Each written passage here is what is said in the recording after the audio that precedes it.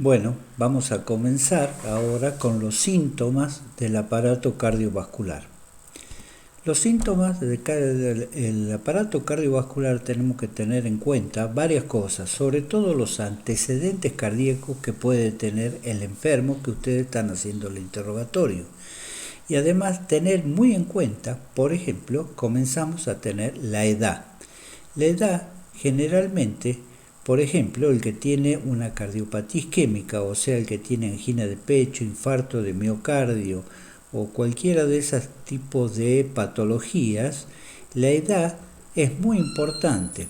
El que tiene cardiopatía isquémica en el sexo masculino, generalmente después de los 35 años de edad, se da pacientes que tienen infarto de miocardio, angina de pecho, y las mujeres generalmente son después cuando entran en menopausia, o sea, después de los 50 años.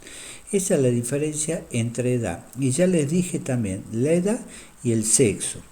El estado civil es muy importante porque se ha visto que en los pacientes que están solteros se da mucho más a menudo pacientes con infarto de miocardio que los que están casados. La profesión es muy importante porque tenemos profesión.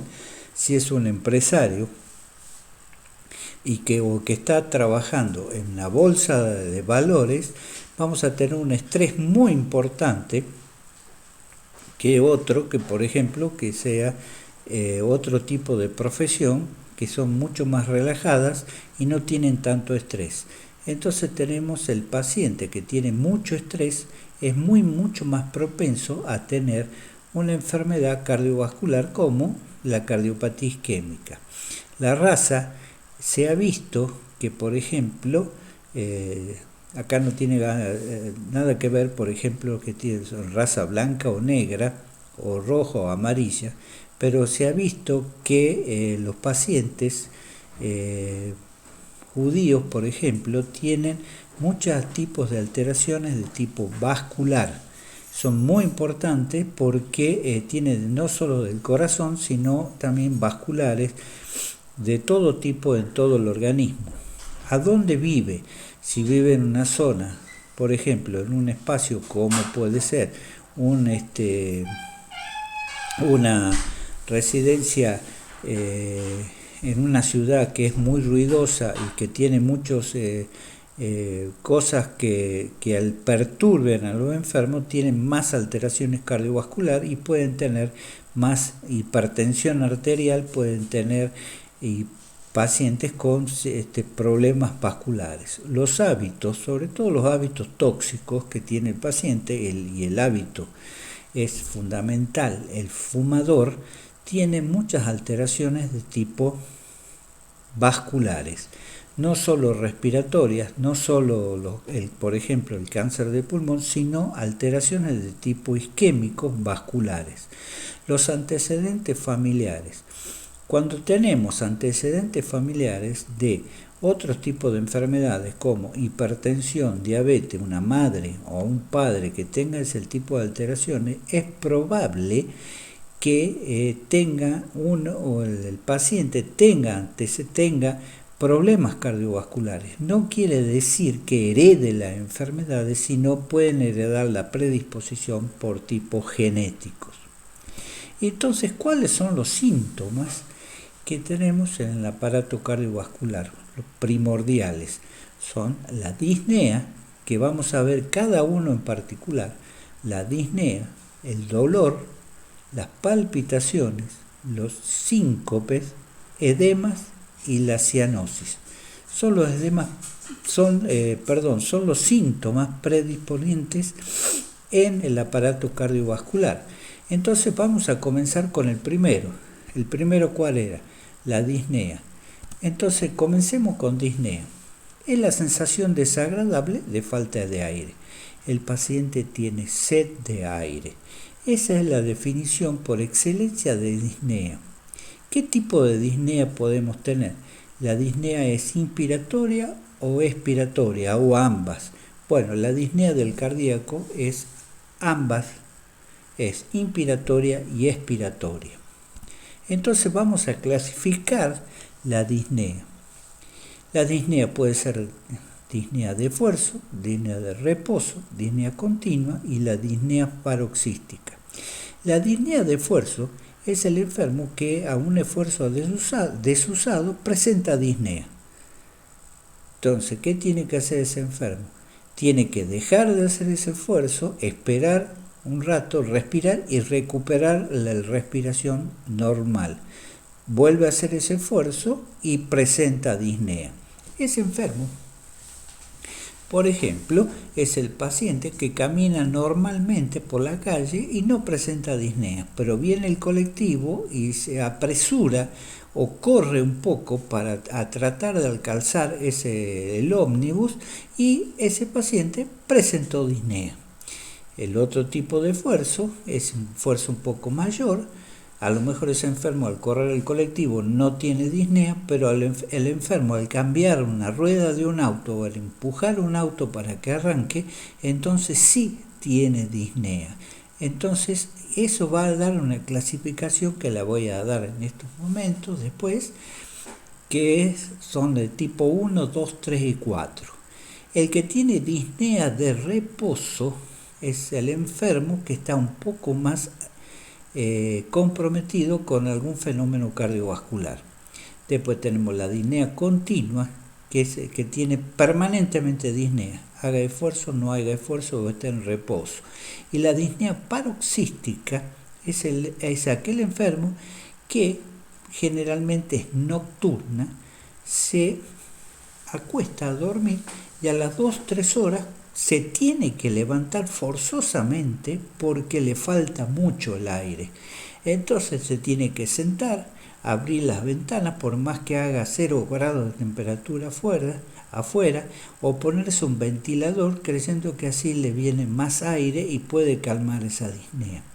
Y esa disnea puede calmar o no calma de acuerdo a qué compromiso tenga el aparato cardiovascular. Entonces tenemos distintos tipos de disnea. El que le acabo de decir es el paciente que se tiene que sentar forzosamente para calmar la disnea. Eso se llama ortopnea. El paciente está en ortopnea, está sentado, pero está sentado porque tiene que calmar la disnea. Entonces, el enfermo está sentado y calma la disnea poniéndose en esa posición, porque si se llega a acostar poniéndose así en decúbito dorsal, ese enfermo comienza nuevamente con disnea. Eso es ortopnea entonces. La platipnea es otro tipo de disnea que el enfermo cuando está sentado pero tiene disnea y cuando se acuesta calma la disnea. Eso es por un problema de tipo pulmonar. Acá no tiene nada que ver el aparato cardiovascular, es por un tipo pulmonar. Y la trepomnea. La trepomnea generalmente cuando un enfermo tiene un derrame pleural y se acuesta del lado del derrame para dejar libre y poder respirar bien con el pulmón del lado que no tiene el derrame pleural, o sea, el lado sano. Entonces, vamos a hablar un poco de la disnea aguda. La disnea aguda es el paciente que presenta una disnea paroxística. Le dije que las disneas paroxísticas generalmente son nocturnas y un grado mayor es el edema agudo de pulmón. La disnea paroxística se produce cuando el enfermo se acuesta a dormir a la noche para dormir, entonces a las 2 o 3 horas de estar durmiendo se levanta en forma desesperada a sentarse porque le falta mucho el aire. Una vez que está sentado, permanece sentado unos minutos, a veces 10-15 minutos sentado, y la disnea calma. Entonces la disnea cuando calma, eso se llama disnea paroxística nocturna.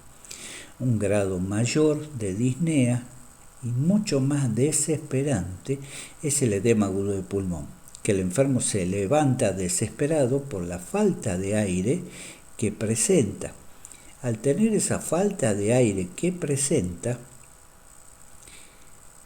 empeora cada vez más. Por más que esté sentado, no calma porque ya es el líquido, está invadiendo el pulmón y le impide la respiración.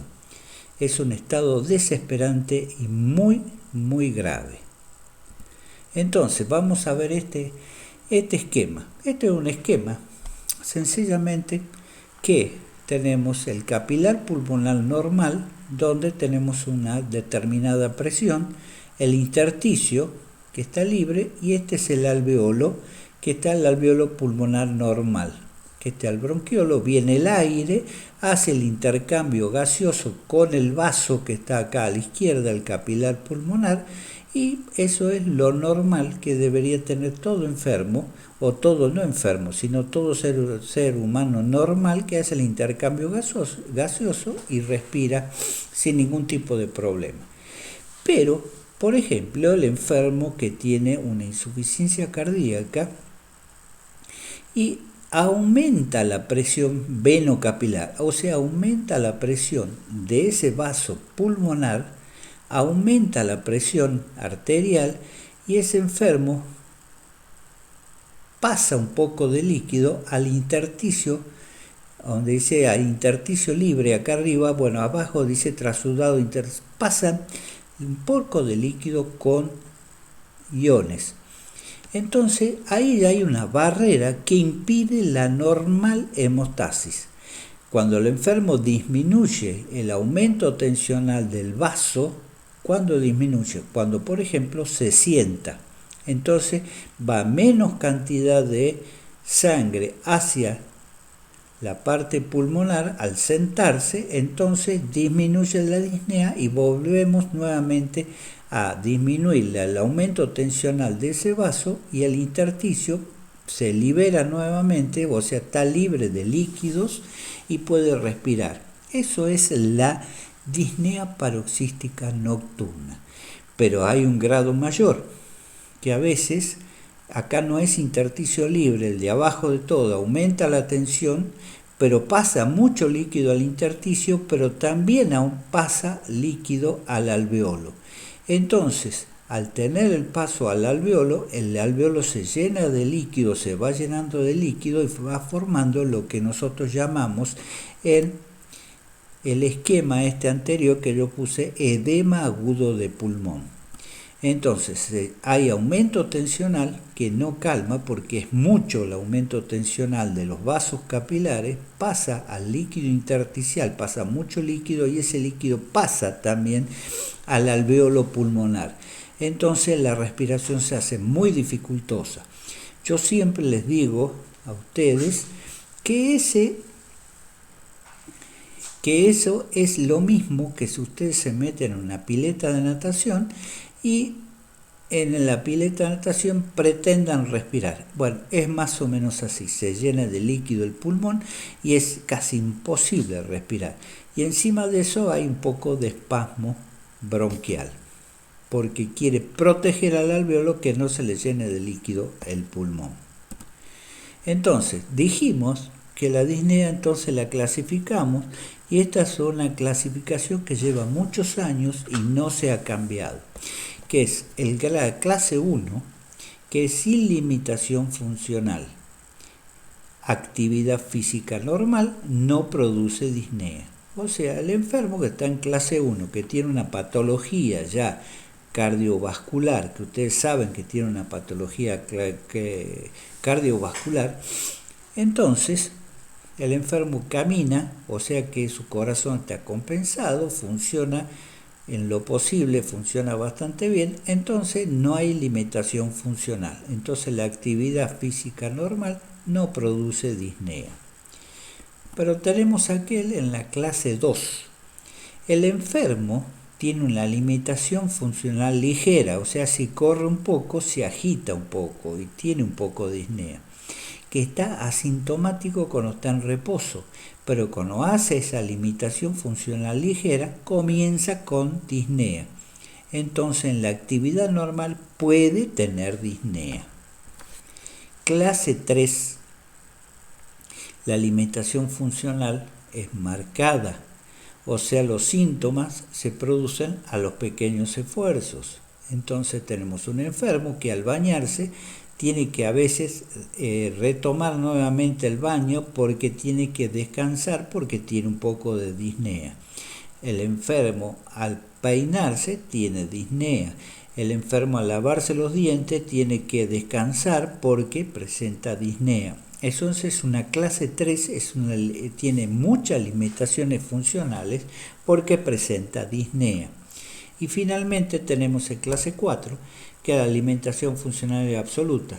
Está con disnea en reposo. O sea, el enfermo está acostado, está semisentado y presenta lo mismo disnea. O sea, ese corazón ya no funciona bien. Entonces, ¿cuál es el éxito terapéutico? El éxito de un médico cardiólogo o un médico para sacar a este enfermo y hacerle tratamiento. El éxito es que pase de un clase 4 a un clase 1. Si lo logran pasar de un clase 4 a clase 1, quiere decir que ese es un tratamiento exitoso.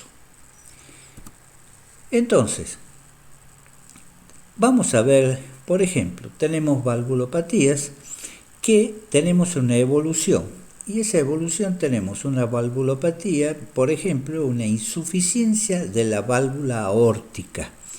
La insuficiencia de la válvula aórtica, la sangre pasa a través de la aorta, se cierra la válvula aórtica y la sangre no vuelve porque está cerrada. Pero cuando hay alguna patología en la válvula aórtica, esa válvula aórtica no contiene la sangre que va a la aorta, entonces va a la aorta y vuelve. Eso se llama insuficiencia aórtica, que cuando den valvulopatías lo van a ver perfectamente. Entonces ese enfermo anda compensado y sin ningún tipo de problema. Pero cuando es enfermo puede en algún momento comenzar con disnea. Y es porque ya el ventrículo izquierdo ya está insuficiente, no funciona correctamente. Entonces ese enfermo es la evolución natural de un enfermo que tiene una insuficiencia aórtica, si no es operado con el cambio valvular hecho antes. Lo mismo ocurre con una insuficiencia de la válvula mitral, pasa exactamente lo mismo. Tenemos las miocardiopatías, que son enfermedades del músculo cardíaco. Esas enfermedades del músculo cardíaco tenemos la importancia de tener que llega un momento en que ese músculo cardíaco claudica. Y al claudicar ese músculo cardíaco, el enfermo comienza con disnea. La cardiopatía isquémica es la falta de oxígeno al músculo cardíaco porque está obstruida las arterias que nutren a ese corazón. Entonces, al tener las arterias que no funcionan bien y no nutren correctamente al miocardio, o sea, al músculo cardíaco, se hace insuficiente, entonces el enfermo tiene disnea.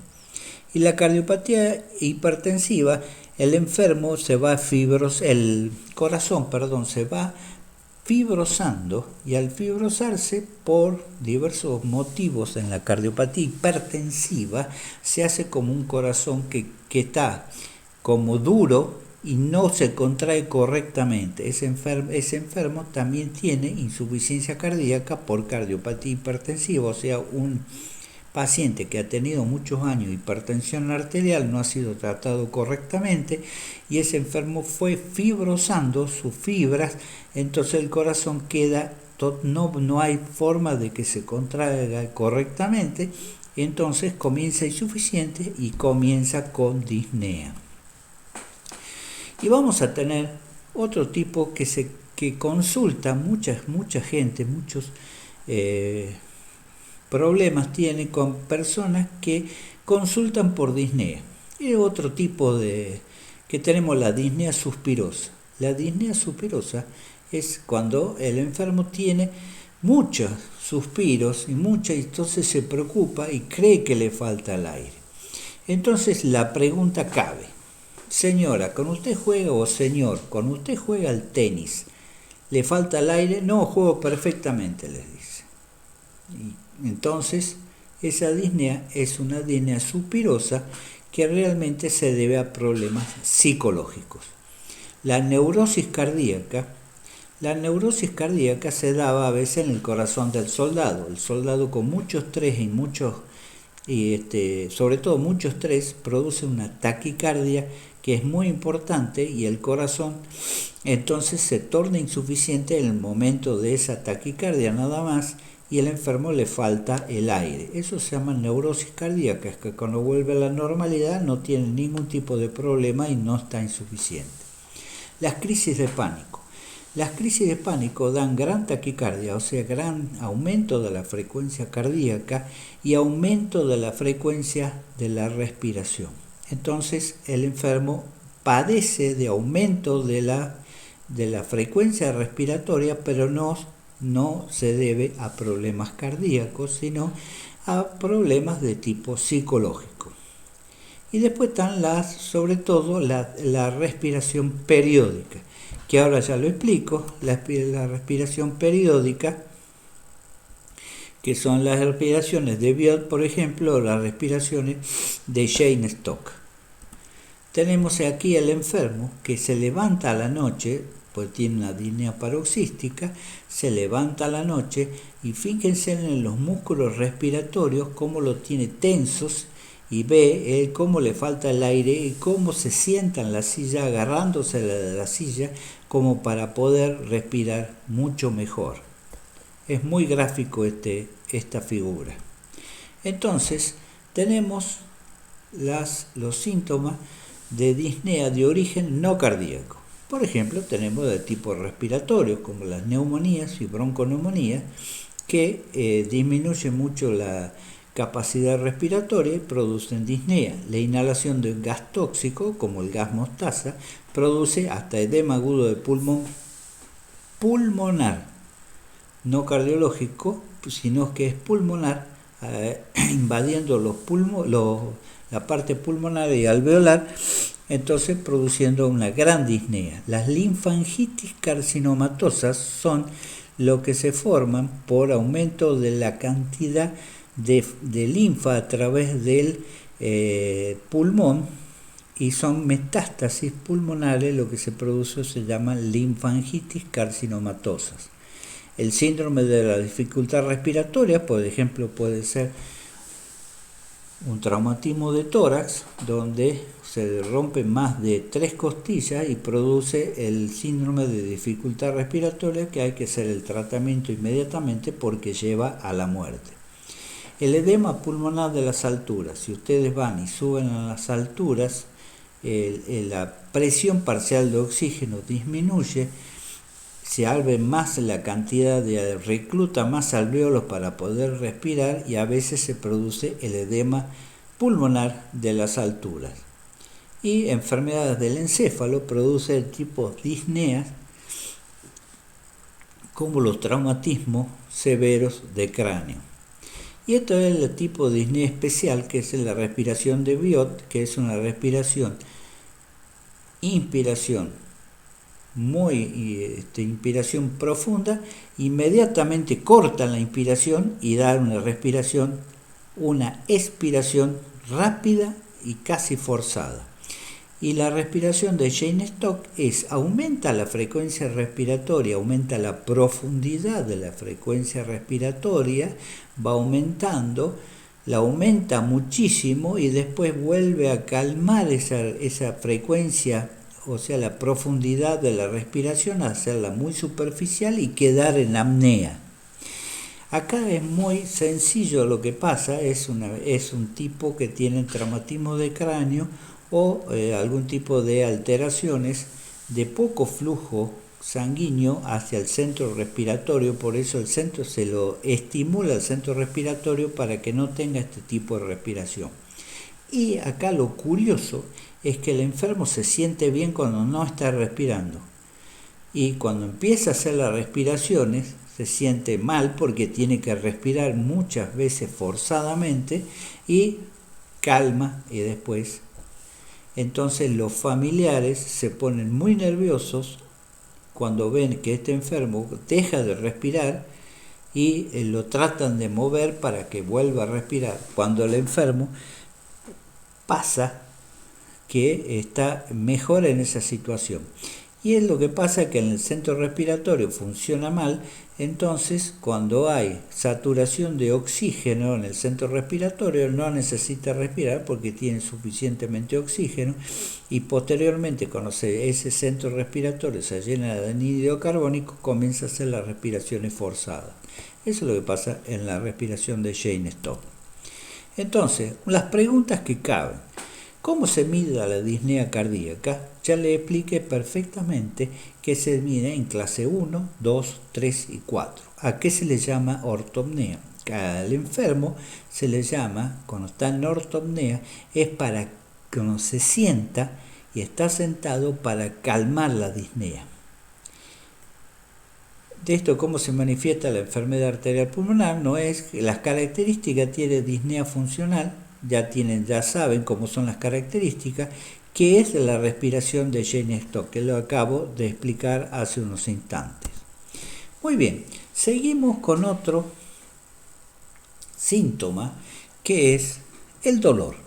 Entonces, tenemos un dolor que es de tipo torácico, un dolor isquémico en las extremidades, que yo lo voy a explicar, y un dolor abdominal que es de origen isquémico también. Todo se debe a trastornos isquémicos vasculares. Entonces, comencemos a hablar del dolor torácico. Vamos a tener acá tipos de dolores, que es la angina de pecho, el dolor pericárdico, el dolor aórtico y las precordialgias simples. La angina de pecho es un dolor de tipo opresivo que se encuentra en el centro del pecho. El enfermo lo señala al dolor como una opresión y con la mano abierta señalando el pecho. Si lo señala con un dedo es diferente. Lo señala con la mano abierta y dice: es como si me apretaran el pecho. Es como si una pata de elefante me estuviera parada encima del pecho. Esa es la descripción típica de la angina de pecho. Y la angina de pecho se debe a varios factores. Una es la obstrucción de las arterias coronarias y producen el dolor isquémico en el corazón. Entonces tenemos la angina de pecho. La angina de pecho generalmente dura 5 minutos. Después tenemos una angina que la angina que prolongada, que dura hasta media hora, y posteriormente el infarto agudo de pulmón. Y acá tenemos una angina inestable que tiene dolores de pecho por más que no haga ningún tipo de esfuerzo ese corazón o ese enfermo no haga esfuerzos, entonces lo mismo tiene dolores de pecho, que puede ser de reciente comienzo. Quiere decir que la primera vez que siente ese dolor. Puede ser que la haya tenido esa angina de pecho, pero se tenga solamente cuando el enfermo o el paciente dure 5 minutos, pero con algún tipo de esfuerzo que sea grande. Después, cada vez va teniendo angina de pecho y va disminuyendo la intensidad de los esfuerzos hasta que tener una angina de pecho que es progresiva, o sea, aumenta con el esfuerzo, o sea, cada vez tiene menor intensidad de esfuerzo, mayor la angina. Eso es progresión. En la angina, usted después de tener un infarto de miocardio pueden tener lo que se llama angina de pecho posinfarto. Y después tienen el infarto agudo de miocardio. El infarto agudo de miocardio es una angina de pecho, pero que dura más de media hora, no calma con ninguna medicación, es un dolor tremendo, y acá el enfermo le va a contar una cosa: tengo el dolor de pecho que me duró 45 minutos y yo sentía que me iba a morir. O sea, acá el enfermo tiene la sensación de muerte. Y eso es el infarto agudo de miocardio. No solo tiene el dolor de pecho, sino también tiene, aparte, síntomas acompañantes. Tienen los síntomas acompañantes como la sudoración fría. Es uno de los síntomas acompañantes. Mareos. Otros síntomas acompañantes pueden tener palpitaciones. Entonces, ese enfermo tiene un infarto agudo de miocardio. Y el que lo ve, el síntoma objetivo que tiene, o sea, el signo, es la palidez que presenta, que es una palidez de tipo terrosa. Entonces, eso es la angina de pecho. Vamos un poco al dolor isquémico de las extremidades. El dolor isquémico de las extremidades es muy sencillo, se llama claudicación intermitente cuando se dan los miembros, sobre todo los miembros inferiores. Es la angina de pecho, pero trasladada a los miembros inferiores. Entonces, el enfermo camina y comienza con el dolor en el gemelo de una de las piernas. Es un dolor de tipo opresivo y a veces urente y quemante. Entonces, tiene ese dolor y se para. Obviamente porque no puede seguir caminando. Se para, descansa un rato, le pasa el dolor y comienza a caminar nuevamente. Cuando les dice a ustedes, si yo camino 200 metros y comienzo con el dolor en las piernas, entonces tiene una claudicación intermitente a los 200 metros. Cuando ese enfermo le dice, no, ahora yo camino 30 metros y ya me tengo que parar porque me duelen mucho las piernas, entonces ese enfermo tiene obstrucciones mucho más severas que el que camina 200 metros. Esa es la claudicación intermitente. Y hay un signo que se llama el mirador de vidrieras. El enfermo, el paciente, que generalmente son más varones que las mujeres, camina, le da el dolor en las piernas y se para frente a una vidriera para que le calme el dolor y hace como que mira los precios de las cosas o mira las vidrieras. Calma el dolor y continúa hasta la vidriera que ve posteriormente cuando comienza nuevamente el dolor. Eso se llama el signo del mirador de vidriera. Después tenemos el síndrome de Lerich, que también es una enfermedad o es un dolor en ambos miembros inferiores. Pero acá la obstrucción se encuentra en la división de la aorta, se divide en las ilíacas principales. Y ahí en esa división está la obstrucción. Entonces se da generalmente mucho más en varones. Entonces se le llama la enfermedad de los 3 miembros. Miembro inferior izquierdo, miembro inferior derecho y el miembro que falta es el miembro genital masculino, que también comienza con dolor. O a veces el enfermo cuenta que cuando tiene erecciones de su miembro, del pene, ese enfermo presenta mucho dolor. También puede ser un dolor de tipo isquémico de unas arterias que nutren la parte genital masculina. Y después tenemos la claudicación venosa. La claudicación venosa generalmente son las pacientes, digo las pacientes porque la mayoría son el 80% de sexo femenino, presentan varices. Y entonces a veces presentan varices y la enfermedad y la varices, o sea, las venas de los miembros inferiores están enfermas. Y al estar enfermas, ese paciente cuando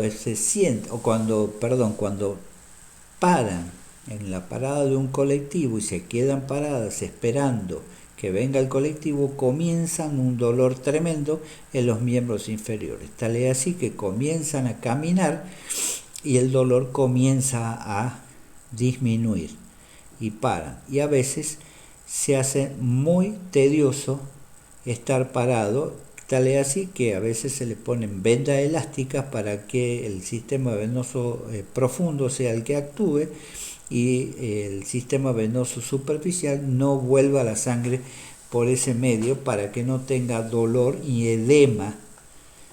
Tiene dolor, edema y los síntomas acompañantes de dolor, edema y cianosis de los miembros inferiores.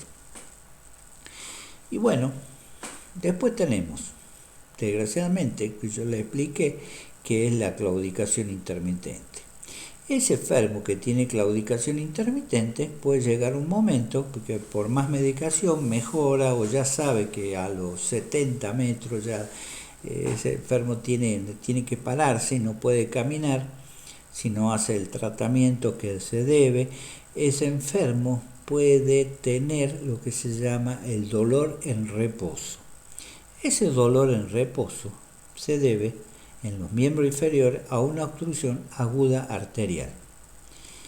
La obstrucción aguda arterial, entonces, tenemos una característica muy importante, que uno lo va a ver porque es un dolor insoportable en uno de los dos miembros inferiores, lo vemos, va a estar con una palidez. Y la palidez va a ser de tipo marmórea, van a ver como si vieran un mármol blanco. Entonces, ¿qué es lo que tienen que hacer? Presenta el dolor, tiene palidez y le tienen que tomar los pulsos. Si hay ausencia de pulso, entonces estamos en presencia de una obstrucción aguda arterial. Y después tenemos el síndrome del dedo azul, que es el síndrome cuando hay acumulación de sangre venosa que no tiene retorno y el dedo entonces tiene esos tipos de problemas.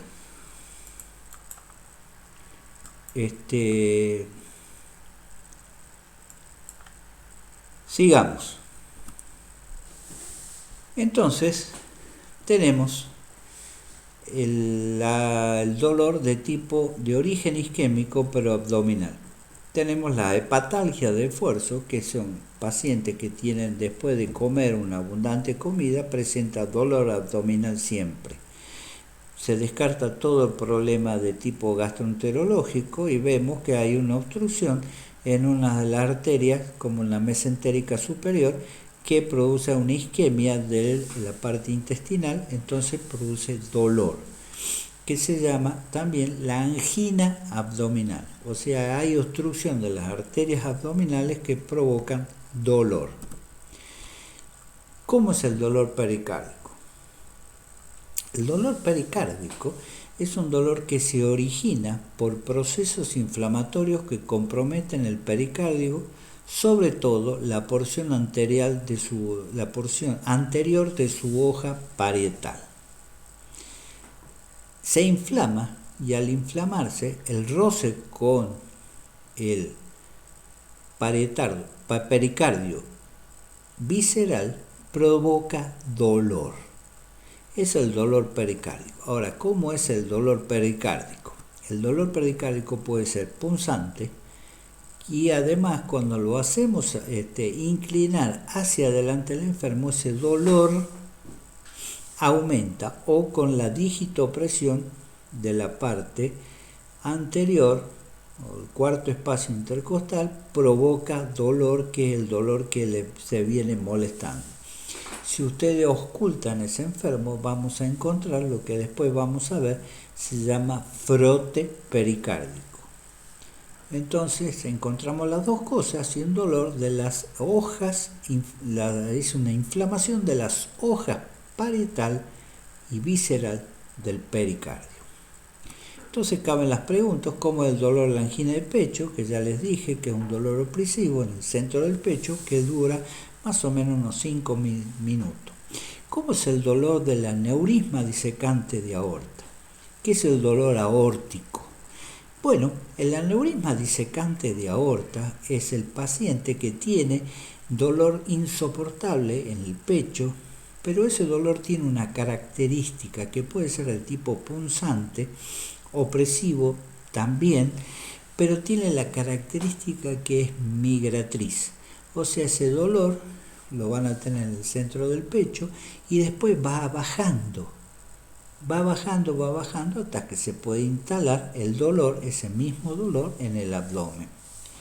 Es porque las hojas de la venticia de la aorta se va disecando, se va abriendo, entonces va formando lo que se llama una falsa luz, porque se mete la sangre y va disecando las hojas de la arteria aorta, y eso es lo que provoca el dolor insoportable. Es una enfermedad grave.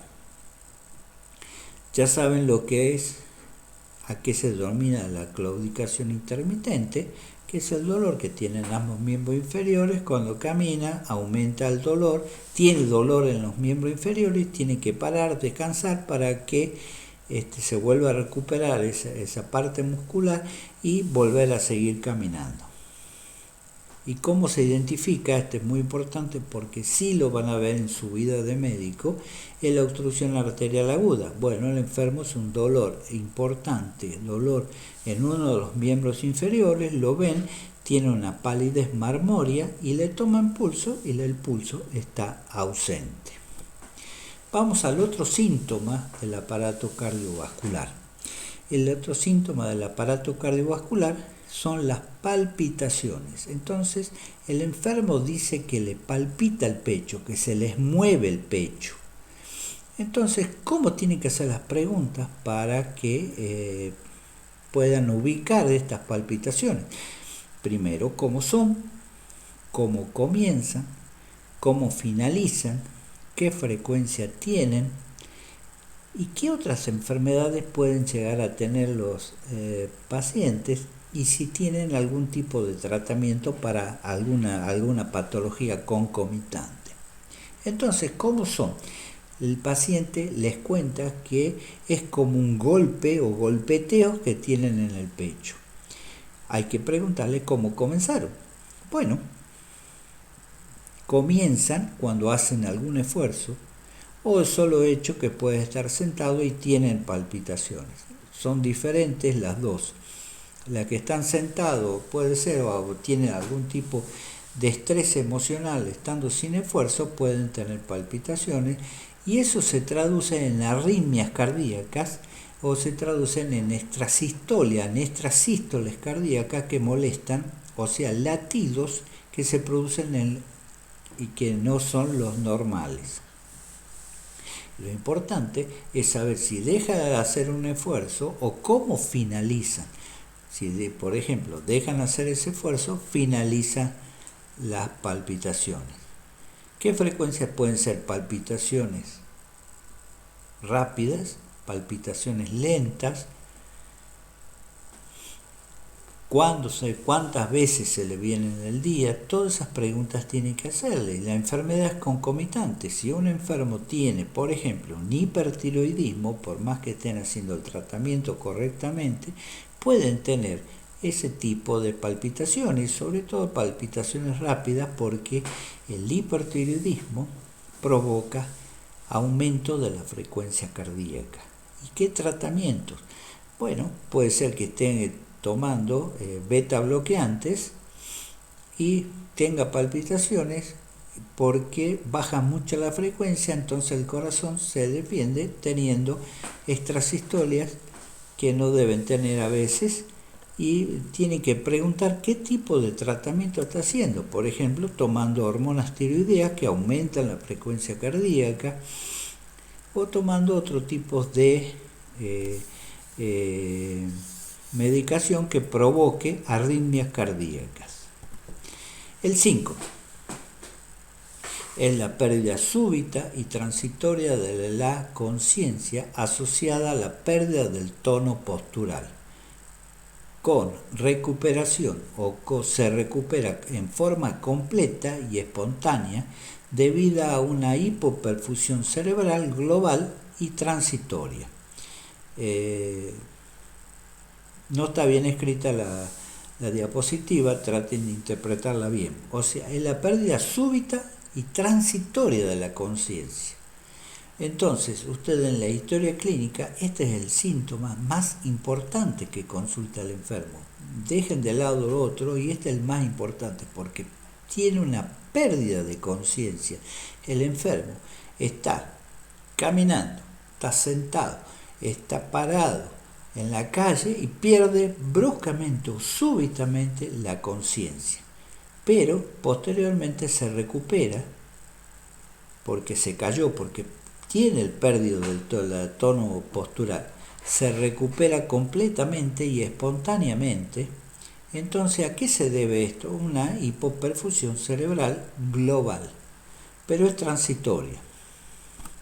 Y se puede dar varias veces. Puede ser un síncope de tipo neurogénico, que tiene algún problema, una isquemia cerebral, una perfusión cerebral por algún motivo y presenta un síncope. Puede ser ortostático, que es muy común de ver en las personas mayores que están acostados y se levantan de golpe porque suena el timbre, suena el teléfono, entonces se levantan de golpe y en ese momento pierden la conciencia porque se levantaron de golpe, pero se recuperan espontáneamente después, pero se llama síncope ortostático.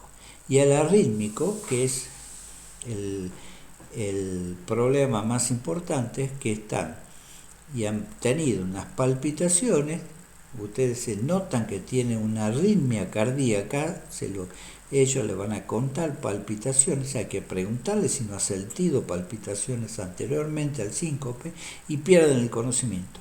Que puede ser que ese enfermo que tenga una cardiopatía isquémica y haya hecho una arritmia de tipo ventricular, una taquicardia ventricular y haya perdido el conocimiento.